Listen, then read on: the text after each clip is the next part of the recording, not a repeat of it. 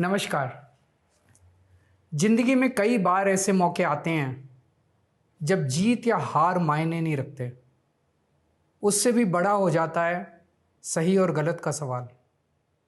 क्या सही है और क्या गलत है? ऐसे समय में हमें ये तय करना होता है कि हम मुश्किल रास्ता चुनेंगे या आसान रास्ता। आज मैं भी एक ऐसे मोड़ पे खड़ा हूँ। आप सब जानते हैं कि मुझे एक झूठे केस में फंसाया गया, मुझे जेल भेज दिया गया, एक चुनी हुई सरकार को गलत तरीके से गिरा दिया गया, हमें कई महीने जेल में रखा, पर आखिरकार सच की जीत हुई। 27 फरवरी को अदालत ने मुझे पूरी तरह निर्दोष घोषित कर दिया। कोर्ट ने कहा केजरीवाल निर्दोष है, केजरीवाल ने कोई भ्रष्टाचार नहीं किया। कोर्ट ने सीबीआई की जांच पे ही सवाल खड़े कर दिए और जांच अधिकारी के खिलाफ एक्शन लेने के आदेश दे दिए। लेकिन सच का रास्ता आसान नहीं होता। सीबीआई ने तुरंत इस फैसले को हाई कोर्ट में चुनौती दी और ये केस जस्टिस स्वर्णकांता शर्मा जी के सामने लगा। तब मेरे मन में एक बहुत बड़ा सवाल उठा, क्या इनके सामने मुझे न्याय मिलेगा? मेरे मन में ये प्रश्न क्यों आया? इसके कई कारण हैं, पर दो कारण मुख्य हैं। पहला कारण ये कि आरएसएस की जिस विचारधारा वाली सरकार ने झूठे आरोप लगा के मुझे जेल डाला, जज साहिबा ने स्वयं माना है कि उस विचारधारा से जुड़े संगठन अखिल भारतीय अधिवक्ता परिषद के मंचों पे वे कई बार जाती रही हैं।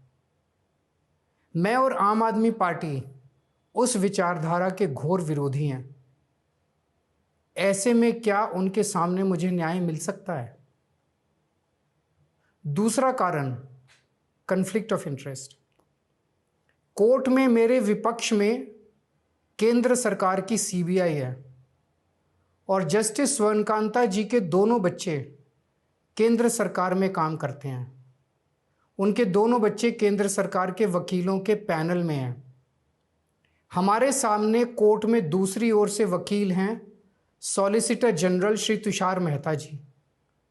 तुषार मेहता जी दोनों बच्चों को केस देते हैं। उन्हें कितने केस मिलेंगे, कौन से केस मिलेंगे, ये तुषार मेहता जी तय करते हैं। भारत सरकार के पैनल में लगभग 700 के करीब वकील हैं, लेकिन जस्टिस स्वर्णकांता जी के बेटे सबसे ज़्यादा केस पाने वाले वकीलों में से एक हैं। उनके बेटे को 2023 से 2025 के बीच लगभग 5,904 केस डॉकेट मिले। इससे उनके बेटे को करोड़ों रुपए की फीस मिली। आज की तारीख में उन बच्चों का भविष्य और कमाई दोनों काफ़ी हद तक तुषार मेहता जी पर निर्भर है। तो किसी के भी मन में ये चिंता स्वाभाविक है कि अगर जज साहिबा के बच्चों की कमाई और उनका भविष्य सामने खड़ा वकील तय कर रहा है, तो क्या जज साहिबा उस वकील के खिलाफ फैसला कर पाएंगी? मैं ये स्पष्ट करना चाहता हूं कि मुझे जुडिशरी पे पूरा भरोसा है। मैं जुडिशरी का बहुत सम्मान करता हूं। जब मेरे खिलाफ गलत साजिश हुई तो हमारे देश की जुडिशरी ने ही मुझे न्याय दिया था। जब मुझे झूठे केस में गिरफ्तार किया गया तो इसी जुडिशरी ने मुझे बेल दी थी। इसी जुडिशरी ने मुझे उसी झूठे केस में दोष मुक्त करार किया है। पिछले 75 वर्षों में जब जब देश पे आंच आई, हमारे देश की जुडिशरी ने देश को बचाया और नागरिकों के हितों की रक्षा की है। मैं जस्टिस स्वर्णकांता जी का भी बहुत सम्मान करता हूँ। मुझे उनसे या उनके परिवार से किसी भी प्रकार की कोई व्यक्तिगत आपत्ति नहीं है। लेकिन न्याय का एक बहुत बड़ा सिद्धांत है, justice should not only be done but should also be seen to be done. इसलिए मैंने जस्टिस स्वर्णकांता शर्मा जी से पूरे सम्मान के साथ अनुरोध किया कि वो इस कन्फ्लिक्ट ऑफ इंटरेस्ट जैसे कारणों की वजह से इस केस से खुद को अलग कर लें, लेकिन उन्होंने मेरी दलीलें खारिज कर दी और फैसला दिया कि वो स्वयं ही ये केस सुनेंगी।